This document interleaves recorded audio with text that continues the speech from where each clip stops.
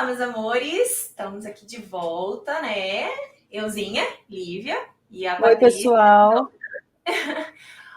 Hoje, como a gente tinha falado, né, no último vídeo, a gente vai falar sobre saúde mental e provavelmente nos próximos a gente já fala sobre escolhas, mas aí hoje vamos falar de saúde mental.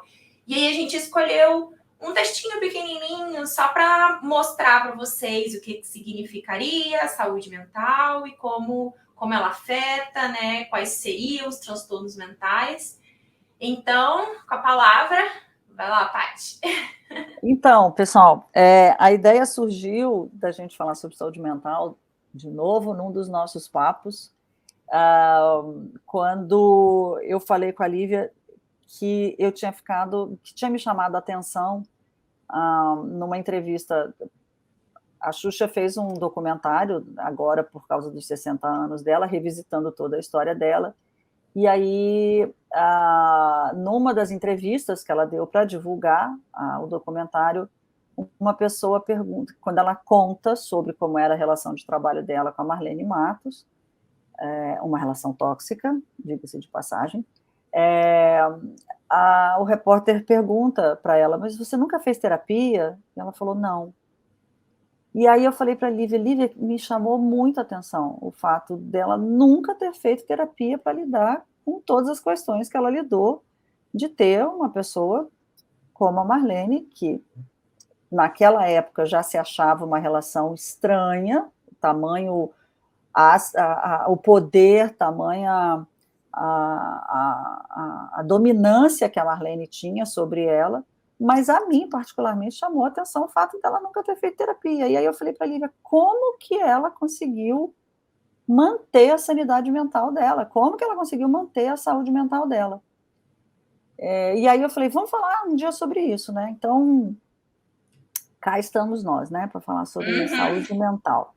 E aí a gente foi buscar uma referência, né, para embasar o que a gente está falando de saúde mental, e eu vou ler para vocês aqui, ó. De acordo com a OMS, com a Organização Mundial de Saúde, saúde mental é um estado de bem-estar no qual o indivíduo é capaz de usar suas próprias habilidades, recuperar-se do estresse rotineiro, ser produtivo e contribuir com a sua comunidade.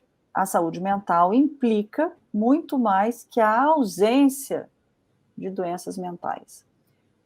Por quê, né? As pessoas acham que ter saúde mental é não ter uma doença mental. Ou as pessoas pensam que se eu tenho uma doença mental, eu não tenho saúde mental. E saúde mental vai muito, muito além disso, né? Porque quando a gente não tem uma saúde mental, a gente pode abrir para a possibilidade da gente ter transtornos mentais, da gente ter acometimentos por não ter uma boa saúde mental, disso desencadear transtornos mentais, né? Então, hoje os transtornos mentais também, conforme, né, a OMS, hoje os transtornos mentais mais comuns ou mais conhecidos que a gente encontra são ansiedade, depressão, os transtornos alimentares, anorexia, bulimia, né, o transtorno bipolar,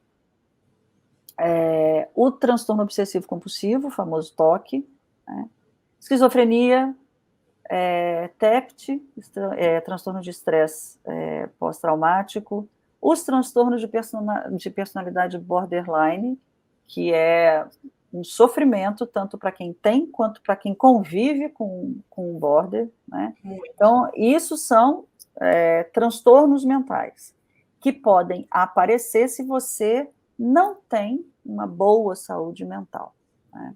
E o que mais pode afetar a nossa saúde mental?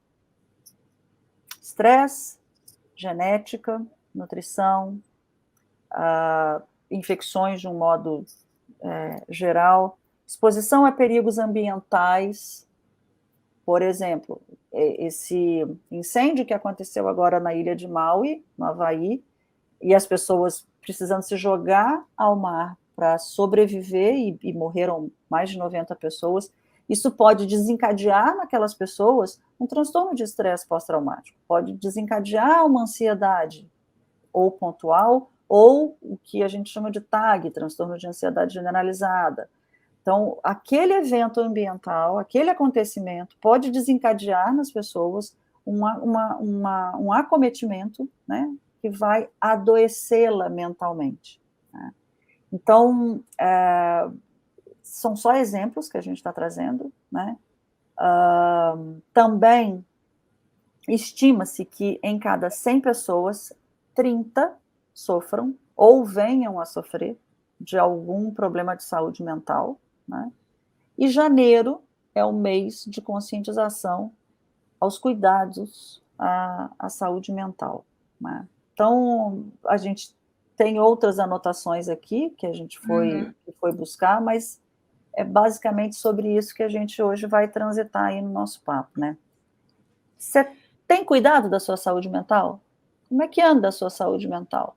O que você faz para cuidar da sua saúde mental? Ou isso é uma coisa que você nunca pensou assim, eu preciso cuidar da minha saúde mental, porque a gente cuida da nossa saúde física, estou com uma dor de cabeça, estou com uma cólica menstrual, estou com um problema de próstata, estou com uma dor de estômago, estou com uma dor de dente, a gente procura os profissionais especializados para cuidar dessa área. Quem é que cuida da área da saúde mental? Psiquiatras, psicólogos, a turma das terapias integrativas, porque elas vão compor essa equipe multidisciplinar para cuidar daquela pessoa, né? Mas a gente raramente cuida das nossas emoções, né? Porque, já vou terminar para passar para você, Lívia, uma coisa que as pessoas falam muito sobre os mitos e as mentiras, né? Que também está anotadinho aqui. Isso é fruto da sua imaginação, isso não está acontecendo, não. Isso é pirraça, isso é preguiça, isso é falta do que fazer, isso é falta de uma religião, isso é falta de um homem, isso aí é porque não está transando, isso aí Tem é uma porque louça para lavar. não tem uma louça para lavar, né? O que mais? É gente preguiçosa. Que mais? Quem tem problema de saúde mental é aquela galera que é pouco inteligente, é aquela galera que não tem uma habilidade cognitiva para lidar com as suas emoções, e não tem nada a ver. E não tem nada a ver. E quando a gente não tem uma boa saúde mental, a gente pode abrir para uma coisa que vai chegar também lá na Xuxa, e talvez com muitos de vocês que estejam aqui nos escutando agora. O quanto, quando a gente não cuida da nossa saúde mental, a gente acaba entrando em relacionamentos tóxicos. Só para citar agora aí esses últimos exemplos, Xuxa, Isa, que vem, que trouxe, né, a cantora, que trouxe aí, que expôs os relacionamentos, enrolou a língua, o relacionamento tóxico que ela viveu com o marido, e de ontem para hoje é segunda-feira, 14 de agosto, a Larissa Manoela, que viveu uma relação tóxica com pais narcisistas, que vai ser um outro tópico. Mas, enfim, não é preguiça, não é falta de o que fazer, não é falta de tanque, não é falta de sexo, não é falta de inteligência, né? É um acometimento que a gente pode sofrer, que vai trazer, infelizmente, 1000 consequências impactantes, às vezes destruidoras, e que a gente vai precisar aí de uma grande rede de apoio para ajudar essa pessoa a se recompor e ressignificar a sua história. Diga, Lívia. Nem me fala, né, Paty? Pois é. Assim, é muito complicado, principalmente porque a saúde mental, ela, sim ou não, é uma dor na nossa alma, e às vezes a gente nem sabe da onde que vem essa dor, do porquê.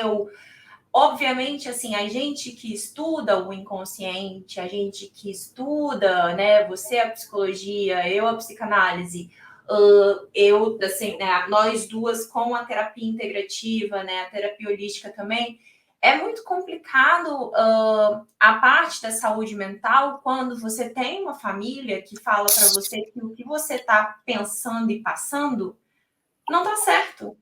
O que você está sentindo é errado. Então você se sente ainda mais culpado por uma coisa que nem é sua, sabe? Nem era para você estar ouvindo esse tipo de coisa, porque numa hora dessas você precisa de acolhimento, você não precisa de uma outra pessoa apontando um dedo para você, Porque sabe? descredibiliza, né?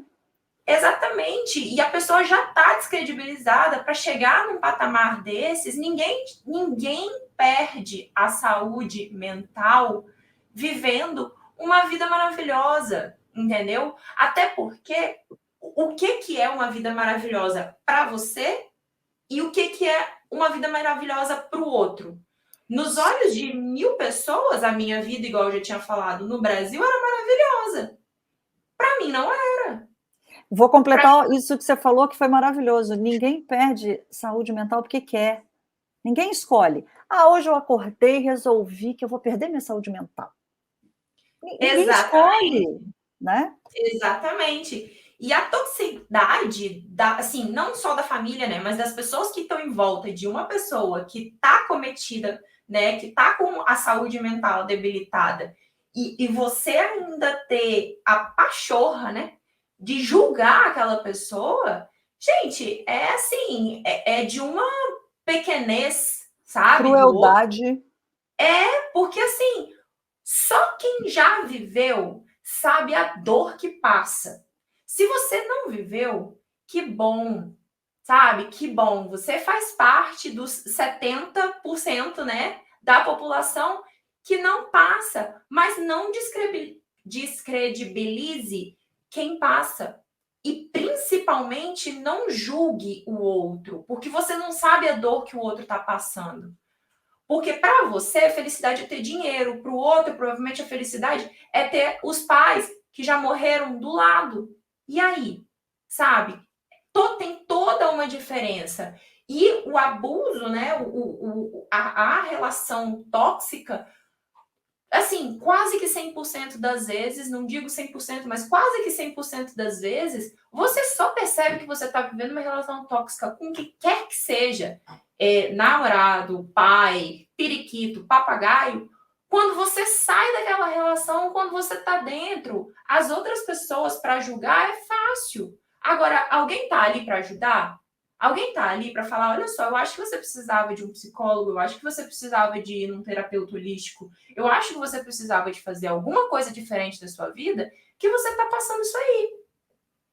E mesmo assim, a pessoa está tão ali tão na vala, e aí eu posso falar até por mim mesma, que quando eu estava, eu não ouvia, sabe? Eu fazia a psicóloga, né? Mas não, sabe? Eu ouvia o que ela estava dizendo para mim, muitas vezes, e graças a Deus, uma das vezes, até hoje eu lembro que foi muito assim, quando ela falou, tá, mas você tá nesse relacionamento, você fala o que você fala, porque naquela época eu ainda não tinha me curado de toda a relação que eu tinha com meu pai, que eu tive, né, durante a minha vida.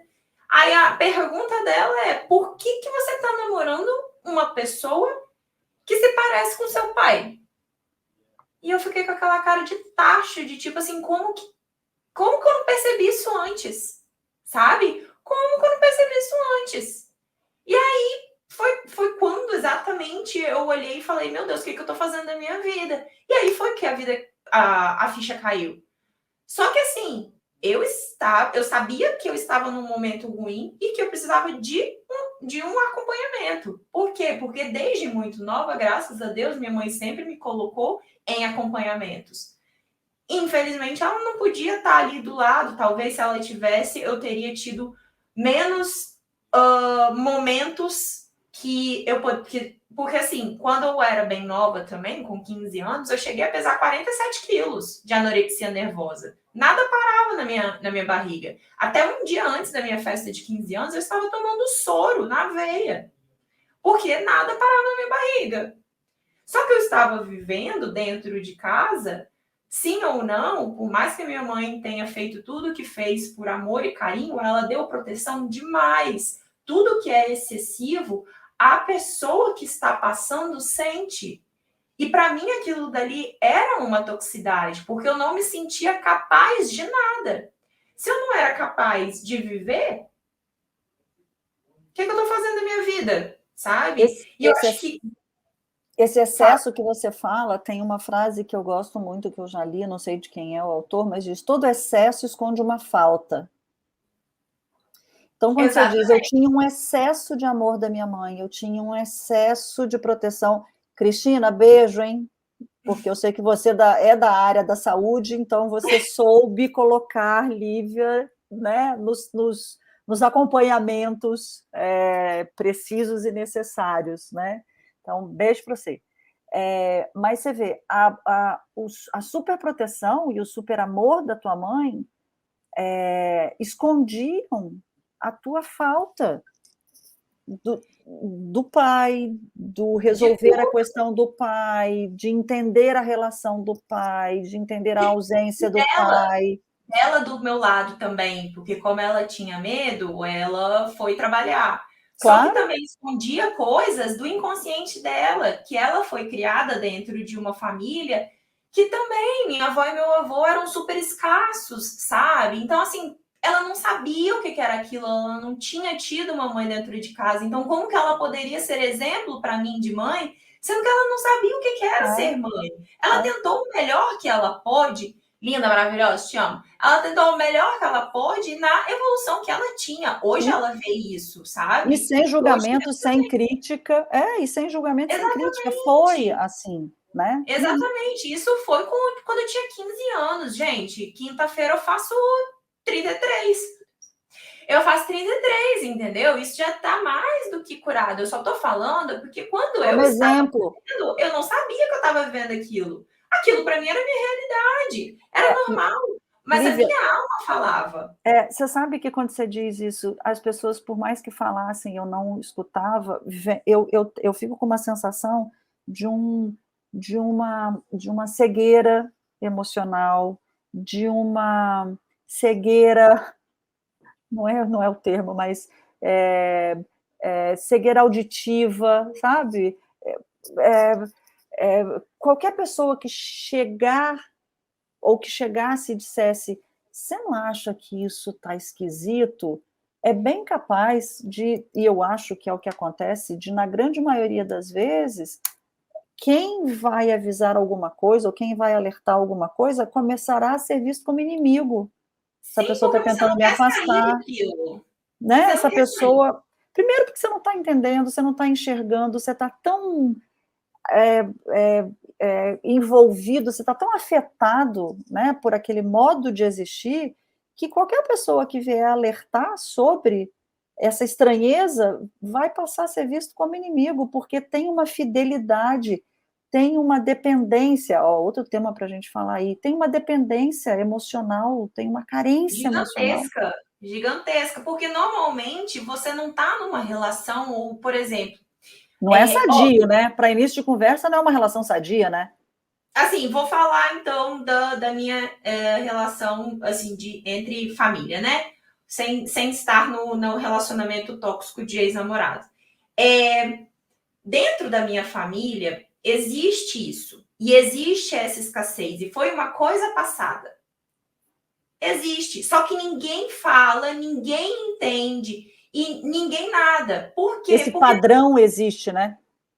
Porque não é uma coisa que, assim, a gente não matou ninguém, a gente não fez nada de errado, sabe? Tipo assim, errado socialmente, tá? Moralmente, né? Exatamente. Então, é uma família perfeita, mas é uma família que, sim ou não, passou uma toxicidade para minha mãe, que a minha mãe, sem saber, inconscientemente, completamente, passou a mesma toxicidade para mim. Só Uhum. que eu não aguentava porque eu sou uma alma muito sensível.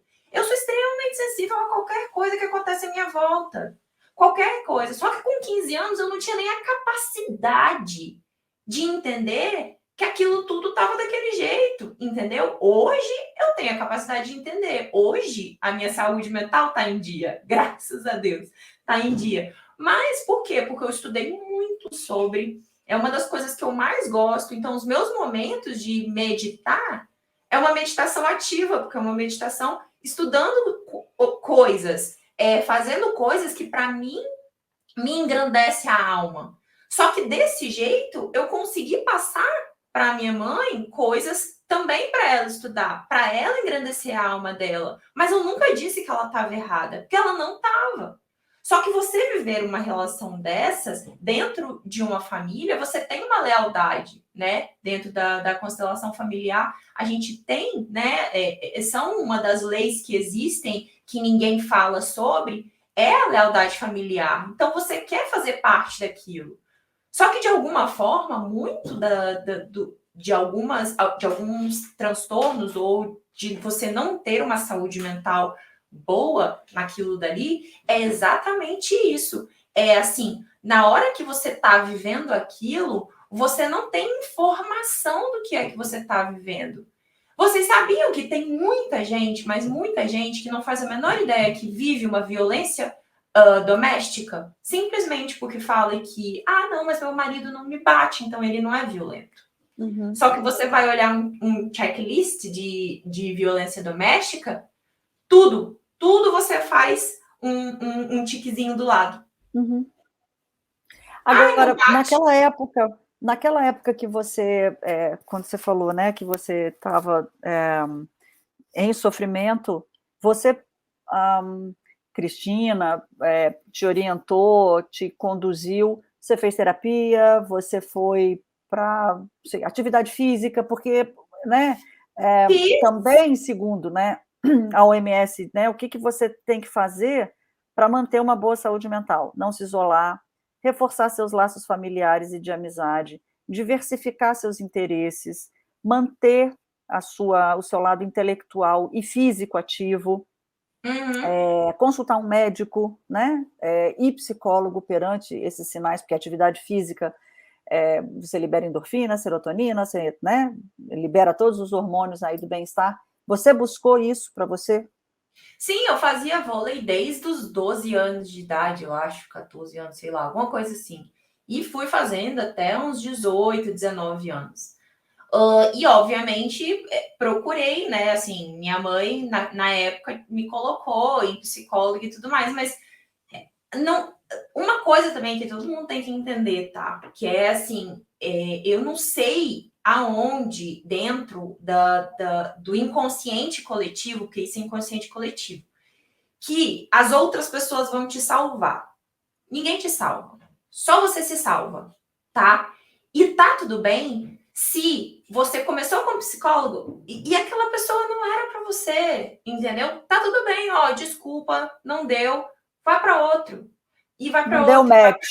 Não deu Até match. você achar quem é que vai dar, sabe? Eu fiquei muito tempo. Por exemplo, quando eu tinha 8 anos, eu me achava a menina mais feia do mundo. Mais feia do mundo. Do mundo, assim. Eu me olhava no espelho e eu ficava com vergonha de mim mesma.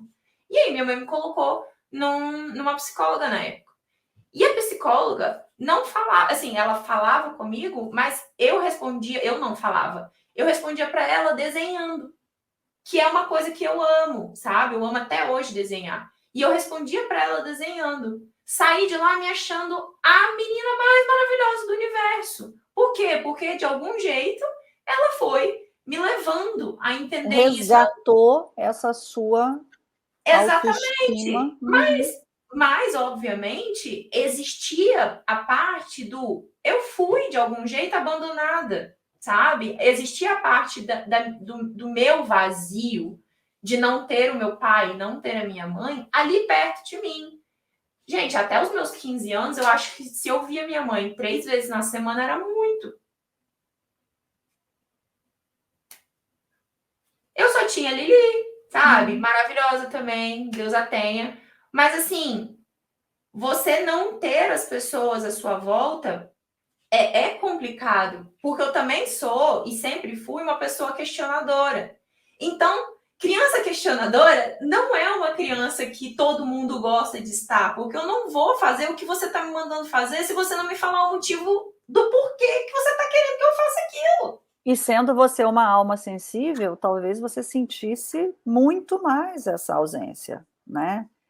E eu só quero fazer um parêntese aqui, porque talvez as pessoas que estejam, né, ouvindo a gente pensem assim, tá bom, tá falando de terapia, tá falando de médico, tá falando de psiquiatra, porque quem é outro tabu, né? Porque quem cuida, médico que cuida das emoções, se chama psiquiatra. E a gente tem que desconstruir esse tabu de que psiquiatra é coisa de doido, que psicólogo é coisa de maluco. Não é, não. O neurologista vai cuidar da parte orgânica do cérebro. Você tem um AVC, você sofre um acidente e você precisa reconstruir ou tratar daquele cérebro que foi acometido por uma doença. É um Alzheimer, um Parkinson, é o neuro que vai tratar.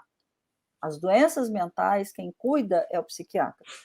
O psiquiatra é o médico das emoções, mas as pessoas têm um medo enorme de dizer, eu estou indo ao psiquiatra, eu estou tomando remédio para ansiedade, né? Porque isso é feio. Eu estou indo ao psicólogo. Psicólogo é coisa de doido, a gente tem que desconstruir isso. Mas o que eu queria dizer é que as pessoas podem estar pensando, mas eu não tenho dinheiro para isso, eu não tenho condição para isso. A gente tem uma rede no Brasil de acesso, né? Podia ser melhor, claro, mas às vezes demora para conseguir consulta no SUS, mas a gente tem psiquiatras no SUS, a gente tem os postos de saúde, a gente tem as UBSs, onde você sempre vai encontrar um médico de família, você vai encontrar um clínico geral que pode dar um encaminhamento. A gente tem os CAPs no Brasil, onde você vai ter atendimento para toda a gama de doenças mentais, e a gente tem as faculdades no Brasil. Toda faculdade tem um NPP, um núcleo de psicologia. Todas as faculdades têm, onde os estagiários, nos últimos anos de psicologia, vão atender de forma gratuita as pessoas. Às vezes é no entorno da faculdade, é aquela população que está ali no entorno da faculdade. Se não for gratuito, pode ser um valor social simbólico, R$5, R$2. Não tenho dinheiro para pagar. Então, a faculdade vai dar um jeito. Então, o que eu quero dizer é, cuidar da saúde mental é algo acessível e que precisa ser feito. A pandemia está aí para mostrar como a gente adoeceu com tudo que aconteceu depois da pandemia, durante a pandemia e ainda agora pós-pandemia, como a nossa saúde mental ficou afetada. Então, cuidar da saúde mental não é só para quem tem dinheiro, não é só para o rico, não. É um direito de todo mundo. E a gente vai encontrar isso, prefeitura vai ter psicólogo, vai ter o assistente social que pode encaminhar. Então, é rede de apoio. Acolhimento se faz através de rede de apoio. Era só uma observação que eu queria fazer, porque senão fica parecendo que saúde mental é uma coisa só para quem tem dinheiro e que não é algo que pode ser, que é acessível, né, para qualquer pessoa. E fora tudo isso, né? Você pode sim estudar alguma coisa que você goste, você pode mudar a sua sintonia naquilo dali. Obviamente que se você estiver precisando de um psiquiatra e você precisa de medicação, precisa de medicação, gente. E às vezes você não precisa de medicação para sempre, você vai precisar de medicação por um período. Tempo, e aí pronto, acabou. Não, assim, não acabou, mas pronto, acabou a medicação. Então, assim, não tem nada com essa coisa de que psiquiatra é coisa de doido, psicólogo é coisa de doido, e que tudo isso é muito difícil. Isso daí está no inconsciente coletivo. A dificuldade é feita e o medo é instaurado na população exatamente para a população não ir atrás da informação, sabe? A informação está na internet. Procura, gente. Quem está ouvindo aqui, a gente consegue achar qualquer meio, entendeu? Para conseguir falar, para conseguir ver. Posso fazer só outra observação, agora especificamente sobre depressão, que é hoje um grande mal, uma grande dor, né, que as pessoas sofrem. Quando a gente fala de depressão, a gente tem que entender que a depressão ela pode acontecer, e por que da medicação, né? Ela pode acontecer de forma endógena ou de forma exógena. De forma endógena, quimicamente o cérebro da gente começa a funcionar de um jeito diferente. A recaptação de serotonina não acontece da melhor maneira possível para fazer com que esses hormônios da gente do bem-estar, serotonina, endorfina, né, todos esses hormônios estejam funcionando de uma forma bacana. Na hora em que a gente tem lá um neurônio, né, que chega no outro ali e faz a troca desses hormônios, essa função está falha. Um neurônio não chega e não entrega para o outro a quantidade, ou não entrega da forma funcional ou eficaz para o cérebro da gente continuar funcionando bem e bacana. Né? Então, isso é o endógeno. Então, não é aquela coisa do eu tive depressão porque eu quis. Não, as pessoas que têm depressão, às vezes, não entendem que não é algo que ela provocou, ou que ela fez. É interno, é químico. E aí a gente não tem como dizer, oi, cérebro, para de funcionar errado e volta a funcionar direito. Por isso a medicação vai fazer com que essa função volte a acontecer de um jeito eficaz. Por isso a medicação ajuda a que essa recaptação de serotonina aconteça de um jeito bacana. Esse é o endógeno. E o exógeno é aquilo que acontece fora. Um luto, eu perdi alguém que era muito importante para mim, né? Um luto prolongado pode levar a uma depressão. Um parente meu morreu por suicídio, eu posso ter uma depressão. Eu me separei, eu fali, pode ter a moça agora do Havaí, que a gente estava falando, né? Ela pode ter um transtorno de estresse pós-traumático, ela pode ter uma ansiedade, ela pode ter uma depressão por um evento externo.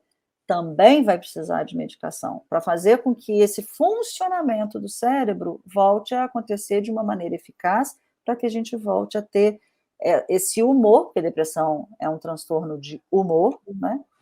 Volte a acontecer de uma maneira eficaz. Momento aulinha, acabou, mas era só para deixar esclarecido, porque tem gente que às vezes fala, depressão é frescura, é falta de Deus, é falta de religião, é falta...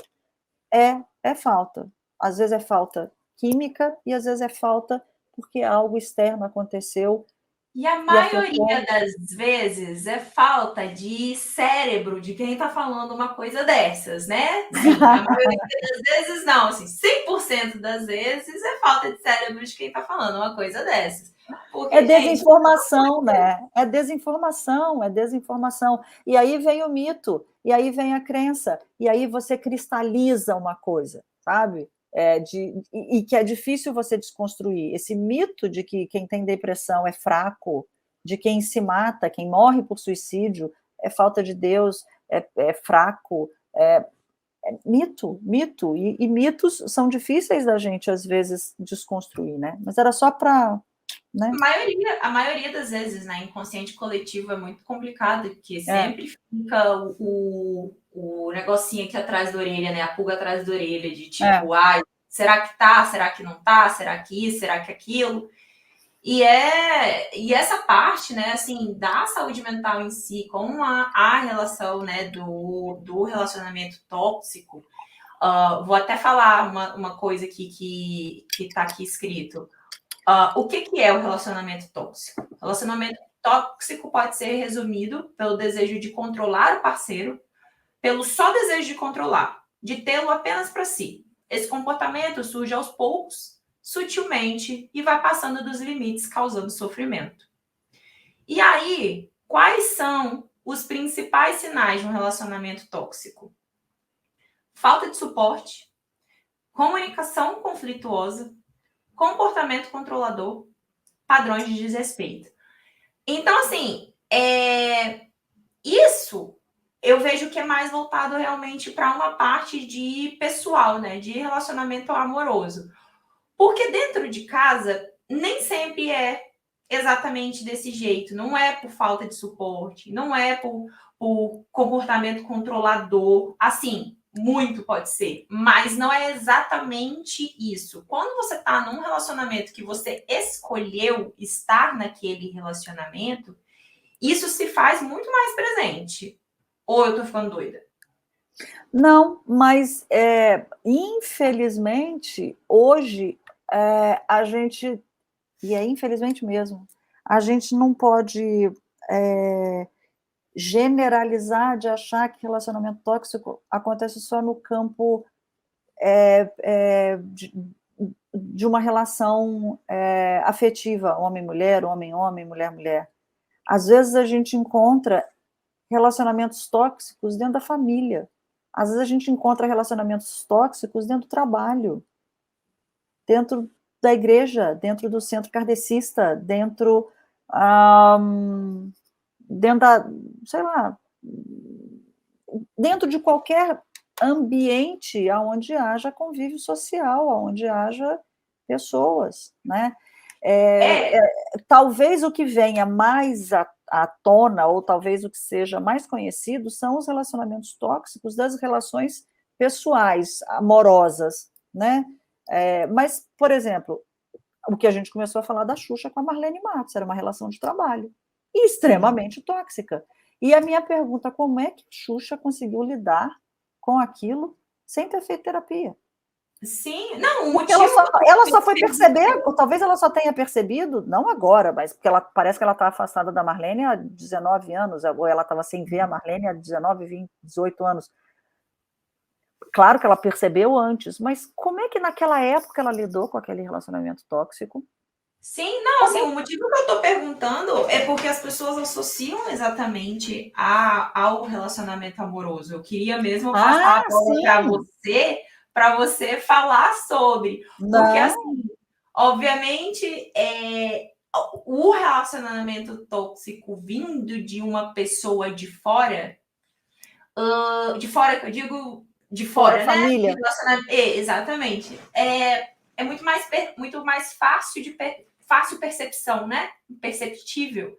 Por quê? Porque aquela pessoa não faz parte do seu dia a dia. Você escolhe ela fazer parte do seu dia a dia. Quando você não escolhe, que é normalmente Uma família, relação familiar. Uhum. ou às vezes de trabalho, porque a toxicidade no trabalho, às vezes você não escolhe, você tem que pagar suas contas. O que você vai fazer? Simplesmente virar as costas e sair andando? Não dá, entendeu? Tem alguns momentos da vida que não dá para você fazer isso. Tem várias Romper com contas isso é para pagar. difícil, né? Uhum.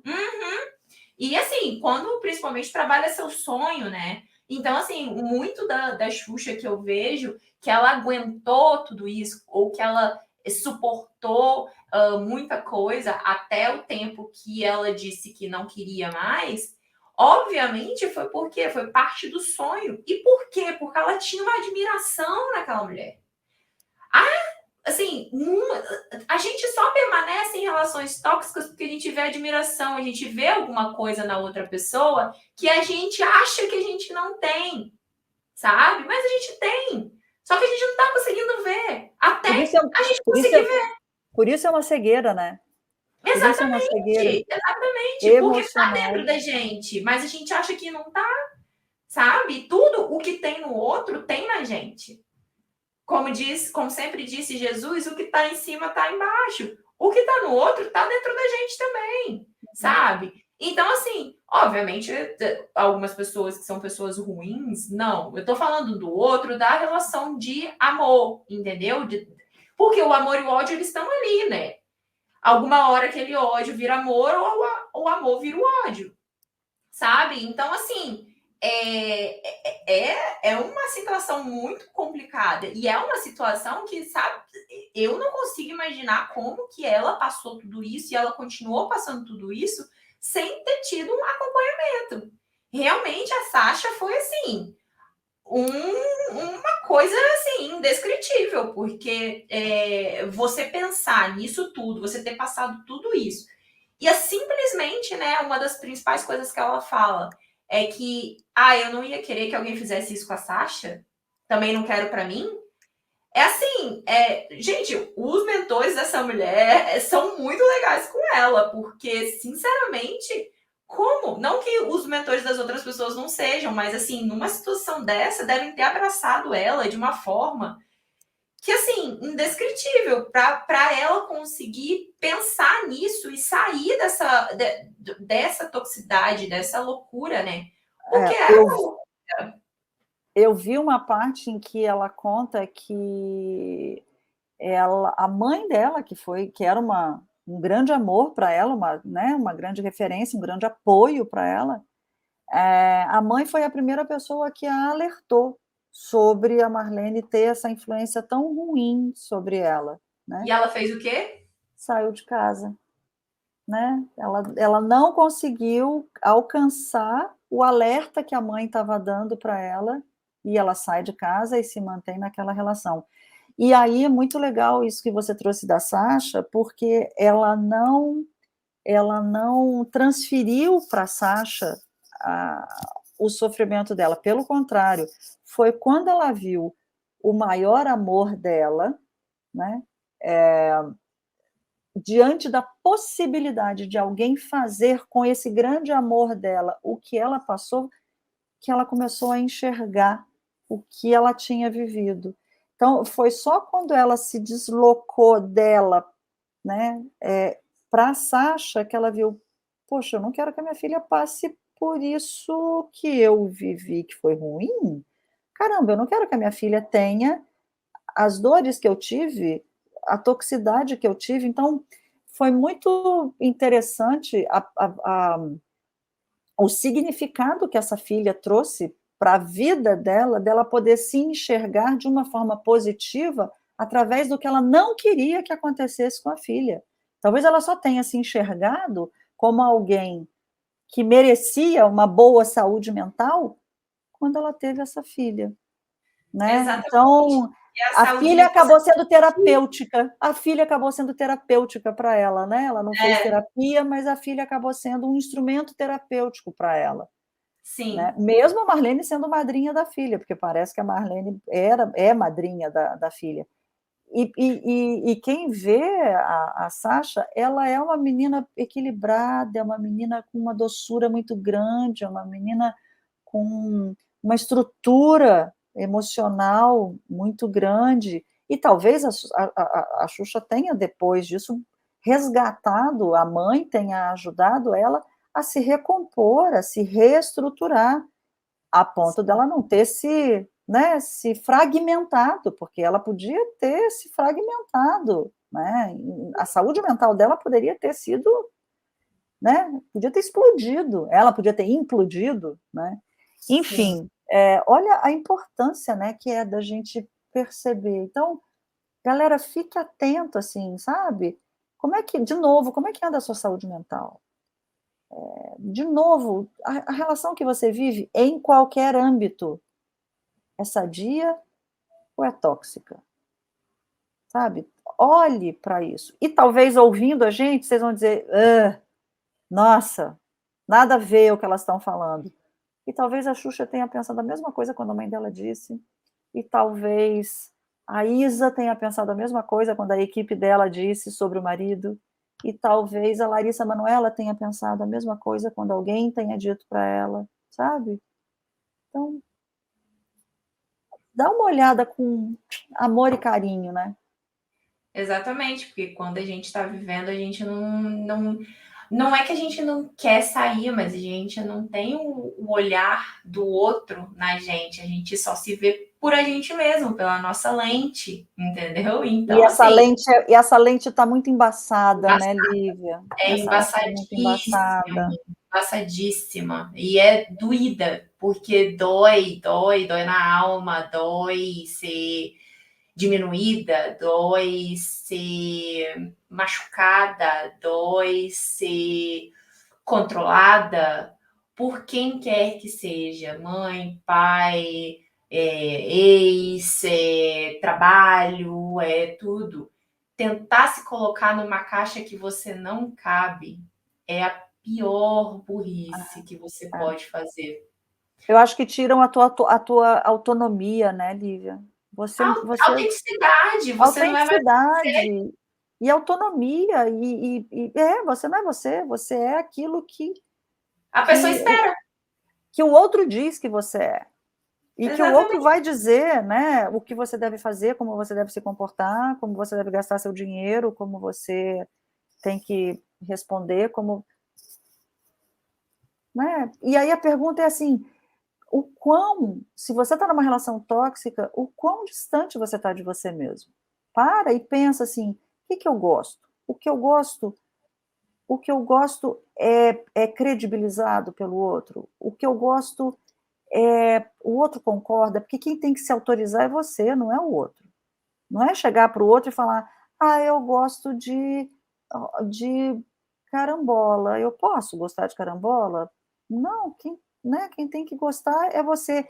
E aí, eu vou pedir permissão, Lívia, para a gente terminar esse papo da gente de hoje com o que a gente brinca de oração da Gestalt.